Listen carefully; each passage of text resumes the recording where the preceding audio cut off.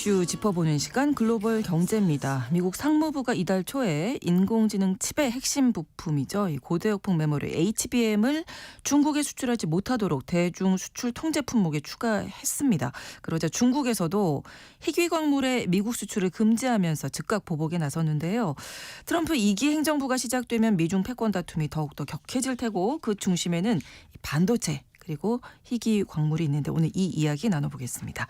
3프로TV 언더스탠딩 김상훈 기자와 함께하겠습니다. 어서 오세요. 네, 안녕하세요. 자, 미국 반도체 제재에 대해서 중국이 내놓은 보복 조치 구체적으로 어떤 건지 먼저 알아볼까요? 네, 지난 3일이었습니다. 중국 상무부가 홈페이지에 공지를 하나 올렸는데 내용이 뭐냐면 이중 용도 품목의 미국 수출 통제를 강화한다라는 내용이 담겨 있습니다. 말이 조금 어렵죠. 이 이중 용도 품목이라고 하는 게 뭐냐면 민간용으로 만드는 제품이긴 합니다만 이게 군사용으로 사용할 수 있는 품목을 말하는 거예요. 그래서 이 이중 용도 품목에 갈륨, 게르마늄, 그다음에 안티몬이라고도 불리긴 하는데 이런 것들의 미국 수출을 원칙적으로 금지한다는 거예요. 그리고 흑연 같은 다른 이중용도 품목 같은 경우에도 최종 사용자가 누구인 건지 미국인 건지 그다음에 최종의 용도는 어떻게 되는지 이런 것들을 중국 정부가 엄격히 살피겠다라는 말도 덧붙였고요. 이 품목들은 이미 중국 정부가 지난 8월부터 수출 통제를 하고 있던 품목이긴 해요. 근데 수출 통제라고 하는 건 중국 정부에 미리 허락을 받고 수출을 하라는 조치이기 때문에 수출 금지랑 조금 온도 차이가 많이 있는데요. 뭐 그때도 당연히 미국으로 가는 갈륨이나 게르마늄이 현저히 줄어들긴 했습니다만 그때는 노골적으로 미국을 겨냥을 했던 건 아니거든요.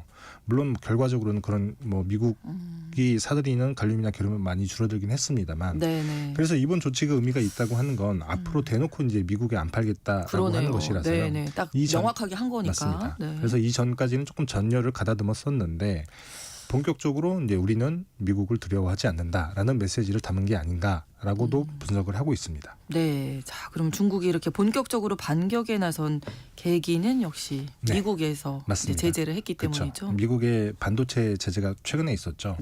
미국은 중국 정부의 보복 조치가 나오기 하루 전날. 그러니까 지난 2일에 관보에 반도체 관련해서 새로운 중국 제재안을 실었는데 거기에 AI용 데이터 센터에 들어가는 고대역폭 메모리 반도체, 우리가 흔히 HBM이라고 부르는 거잖아요. 네, 최근에 많이 듣게 됐죠. 맞습니다. 요거를 추가를 했는데 이 때문에 우리나라 삼성전자나 하이닉스도 이제 중국에는 HBM을 팔 수가 없게 됐는데 대부분의 반도체를 만드는 건 우리나라, 대만 이렇게 많이들 알고 계십니다만 사실 반도체 제조와 관련한 대부분의 원천 기술이나 공급망은 미국이 장악하고 있기도 해요.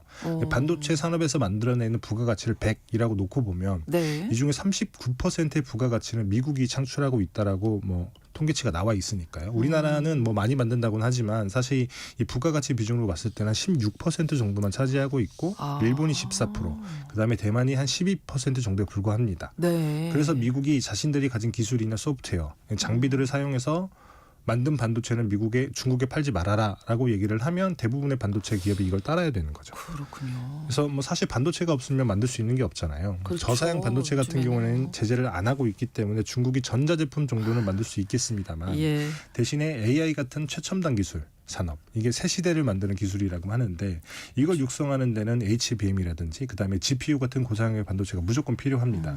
근데 이걸 막겠다는 거니까 당연히 중국 입장에서는 당연히 반발할 수밖에 없고 그래서 중국 상무부가 즉각 성명을 냈는데 성명 내용이 중국과 제3국 간의 무역에 간섭하는 전형적인 경제적인 강압 행위이자 비시장적인 방법이다. 이게 또 일방적인 괴롭힘이다.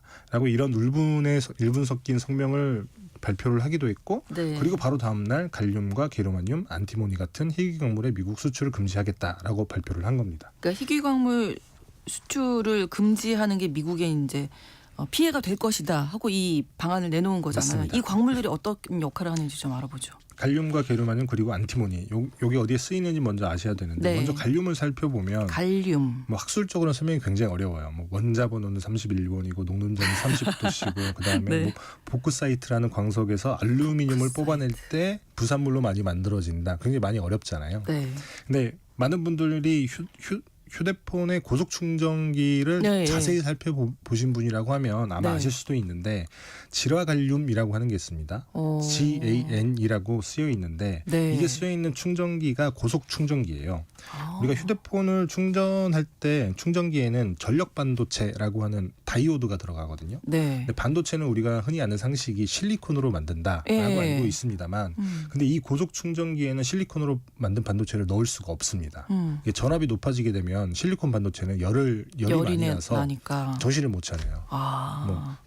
그래서 충전이 안 된다는 얘기인 건데 그래서 실리콘이 아니라 갈륨으로 만든 반도체를 꼭 필요하군요. 꼭 넣어야 됩니다. 그래서 이 실리콘으로 만든 반도체보다 고온, 그다음에 고전압, 그다음에 고주파에서 아주 탁월한 성능을 내는데 속도가 한 100배 정도 빠르고 에너지는 절반 정도만 쓸 정도로 아주 성능이 탁월합니다. 얘를 고속 충전기 들어주셔서 이제 네. 고속 충전기 안 만들어도 되긴 하죠. 저속으로 하면 되니까. 그렇죠. 근데 거기에만 쓰이는 건 아닐 거고. 맞습니다. 뭐 충전기에만 쓴다고 하면 당연히 치명적인 이유가 없잖아요. 예. 근데 중요한 건 갈륨이 없으면 초정밀도를 요구하는 첨단 무기를 만들 수가 없습니다. 그렇군요. 미국 국방부의 방위고도연구계획국이라고 하는 기관이 있거든요. 뭐 네. 다르파라고 하는 이름으로 많이 알려져 있는데 우리가 쓰는 대부분의 첨단 기술이 사실 여기서 만들어지기도 했어요.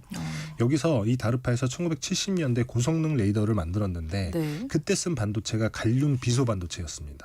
실리콘 대신해서 갈륨을 썼더니 레이더가 더 멀리 더 상세히 볼 수 있더라는 건데 그래서 지금도 F-35 스텔스 전투기, 그다음에 패트리어트 미사일, 그다음에 고고도 미사일 방어 체계, 그다음에 최첨단 무기가 장착되어 있는 해군 전함, 여기에 초정밀 레이더 이게 사실 눈의 역할을 하는 거잖아요. 그렇죠. 여기에 지라갈륨 반도체가 반드시 들어가야 됩니다. 그래서 중요하네요. 미국 군수업체 레이시온이라고 하는 회사가 있는데 네. 군수업체 순위로 따지면 한 세계 4위 정도 되는 굉장히 큰 회사예요. 예. 그래서 토마호크 순항 미사일이라든지 패트리어트 미사일 요격 시스템을 만드는데 여기 기술부문 사장이 지난 8월에 이런 얘기를 합니다. 지라갈륨 반도체는 자신들이 생산하는 거의 모든 최첨단 방어 무기의 기초다. 그만큼 큰일이라고 하는 얘기인 건데 네. 근데 이 갈륨의 공급망을 중국이 쥐고 있어요. 전 세계에서 생산하는 갈륨의 98%가 중국 산입니다. 98%요? 네. 그럼 거의 대부분이네요. 사실상 유일한 예. 국가라고도 볼 수 있어요. 그래서 미국 지질 조사국 같은 경우에도 뭐 핵심 광물 우리가 확보해야 되는 핵심 광물 50여 개를 지정을 하는데 그중에서 갈륨의 공급 위험이 가장 크다라고 얘기를 하고 있고요.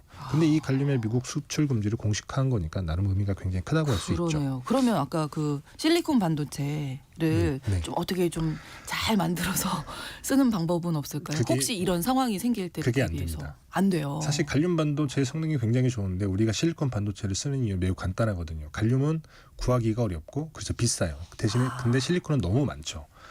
휴대폰 충전기도 지라갈륨을 안 쓴 저전력 충전기가 보통 2,000원, 3,000원 하거든요. 근데 고속 충전기 같은 경우는 비싸죠. 맞아요. 싸야 2만 원, 비싼 건 3만 원까지도 해요. 가격이 10배라고 하는 건데 근데 예를 뭐 생각을 해보시면 우리가 쓰는 전자제품이나 네. 뭐 전기 자동차 들어가는 반도체가 한두 개가 아니잖아요. 그렇죠. 근데 가격이 10배 정도 비싸진다고 하면 아무도 안 사겠죠. 그렇죠. 그래서 수백억 수천억 하는 최첨단 무기의 지라갈륨 반도체를 많이 쓰는 겁니다. 네, 갈륨에 대해서 알아봤고 네. 또 안티몬이라고도 아까 부른다고 하셨는데 맞습니다. 안티몬, 게르마늄은 어떤? 안티몬 같은 경우, 게르마늄 같은 경우에도 군사용 적외선 카메라라든지 열 감지기 같은 군수용 무기 제조하는 데 많이 쓰이고 역시 그렇군요. 안티몬은 그 최첨단 무기에 쓰이진 않지만 훨씬 더 중요한 희귀 광물이기도 해요. 미국 포브스지에 이런 제목의 기사가 실리기도 했었는데 네. 안티몬 당신이 들어본 적 없는 가장 중요한 광물. 그래서 흔히 전쟁에서 가장 중요한 게 사실 총탄이잖아요. 그렇죠. 총탄이 없으면 전쟁을 당연히 할 수가 예. 없겠죠.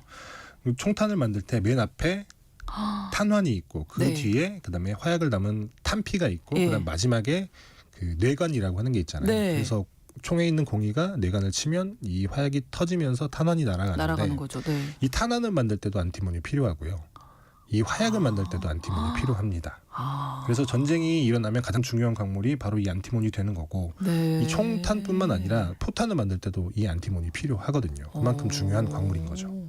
예, 안티몬 없으면 뭐 미국은 전쟁을 못 하겠네요. 그러면. 그렇죠. 실제로 미국 상원의회에 이런 기록이 있습니다. 네. 제2차 세계대전 때 일본이랑 중국이 붙었잖아요. 네. 그때 미국은 안티몬의 수급을 전적으로 중국에 의존하고 있었어요. 근데 일본이 중국을 점령을 했고 네. 당연히 전쟁을 하니까 이 안티몬의 수출을 막았겠죠. 막았겠죠. 네. 근데 아주 다행히도 1942년에 미국 아이다호주 선샤인이란 광산이 발견이 됩니다. 여기가 안티몬이 나오는 광산이었던 거예요. 네. 그래서 미국 의회 기록이 뭐냐면 이 선샤인 광산 때문에 제2차 세계대전이 최소 1년을 단축이 됐고 그래서 미국인 100만 명에 달하는 미국인 군인이 미국 군인이 목숨을 구했고 이게 없었다고 하면 2차 세계대전의 결과는 달라졌을 수 있다라는 그 그런 정도로. 기록입니다. 네네. 그래서 뭐 당연하게도 미국은 전 세계에서 안티몬을 가장 많이 쓰는 나라가 되겠죠. 죄송합니다. 2022년 기준으로 봤을 때 전 세계 생산량이 8만 3천 톤이에요. 그중에 미국이 쓴 게 2만 5천 톤이니까 대략 30% 정도를 미국이 쓰는 건데 네. 전 세계 생산량의 절반 정도를 이것도 중국이 생산을 합니다. 매장량도 압도적이기도 하고 그리고 다른 나라에서 생산하는 안티몬 농축물이라고 하는 걸 다시 중국으로 들여와서 중국에서 이 가공을 하니까 네. 대략 80% 정도는 사실 중국 손아귀에 있다라고 해도 과언이 아닌데 근데 미국이 수입하는 안티몬의 60%가 중국산이거든요. 미국도 방산이 있고 뭐 매장량도 조금 있긴 합니다만 그래도 예. 수요를 감당할 만큼이 안 되는 거예요. 그래서 중국산을 사다 쓰는 건데 이 공급망이 막히게 되면 당연히 미국이 타격을 받을 수밖에 없고 실제로 지난 9월부터 미국에서 이미 안티몬 가격이 한 200%가 올랐다고 해요. 근데 이번에는 수출 금지라고 아예 못을 박아버린 거죠. 자, 그러면 트럼프 2기 행정부 이제 얼마 안 남았는데 반도체 희귀 광물 둘러싼 뭐 미중 간 다툼이 더 격화되겠습니다. 맞습니다. 그럴 수밖에 없죠. 네. 사실 2020년에 화웨이를 표적으로 해서 반도체 기술 제재를 맨 처음 했던 게 트럼프 당시 대통령이었거든요. 그렇죠. 바이든 행정부가 했던 반도체 제재도 더 강화를 했으면 강화를 했지 당연히 풀어줄 이유는 없고 네. 여기에 대해서 이제 트럼프 2기 행정부 같은 경우에는 중국산 모든 제품에 대해서 60%포인트의 추가 관세를 더 얹겠다라고 얘기를 하고 있으니까 네. 사실 그래서 중국이 이 시점에 본격적으로 보복 조치를 내놓은 게 의미심장하기도 합니다.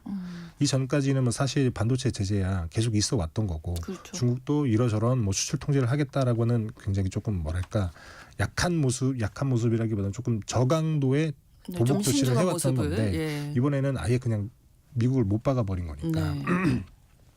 그래서 지난 10월에 히토리를 국유화하는 뭐 여러 조치를 통해서 만반의 준비를 갖춰놨거든요.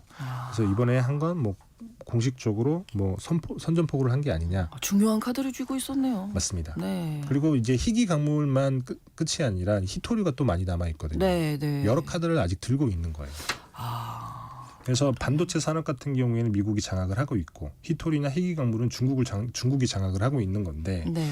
미국이 네덜란드 ASML이 만드는 극자외선 노광 장비 요거를 안 주게 되면 중국이 반도체를 만들 수가 없고 그리고 우리나라 삼성전자나 하이닉스가 만드는 HBM 그다음에 TSMC가 만드는 엔비디아의 GPU 네. 이런 것들을 중국이 못 사게 막을 수 있는 능력이 있는데 그러면 당연히 중국은 첨단 반도체를 못 만들고 그러면 AI 산업 같은 데서 당연히 뒤처질 수밖에 없겠죠. 그렇죠. 이제 그럼 중국은 희귀 광물이나 히토리를 묶어서 이제 서구 진영이 첨단 반도체나 배터리, 전기차, 풍력 터빈 등 같은 걸 못 만들게 할 수가 있는 거예요. 네. 사실 미국도 이걸 모르는 바가 아니어서 그렇겠죠. 백방으로 이 네. 공급망을 만들려고 노력은 하고 더 있습니다.만 쉽게 되겠어요. 그럼 아직까지 벌써 뭐, 했죠. 그렇죠. 아직까지 가시적인 성과가 나오고 있지는 않아요. 네. 그래서 사실 이 미중 패권 다툼 같은 경우에는 반도체 공급망이란 그다음에 희귀 광물이랑 히토리의 공급망 간의 싸움이다.